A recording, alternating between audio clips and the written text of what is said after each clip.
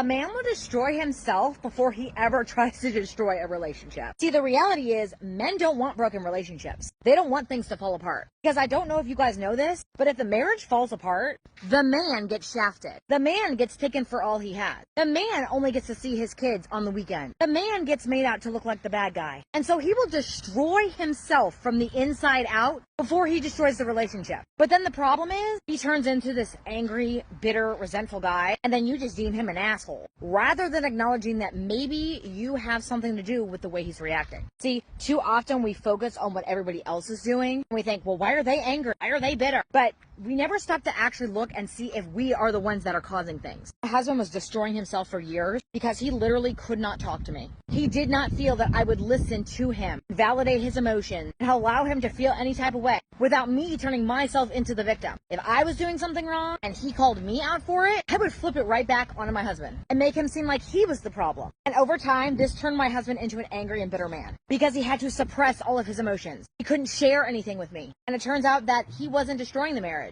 I was. I had to come to grips with that. So just realize that a husband will destroy himself before he ever does anything to break up the relationship. He is actually trying really hard to keep it together, even if it seems like he's not.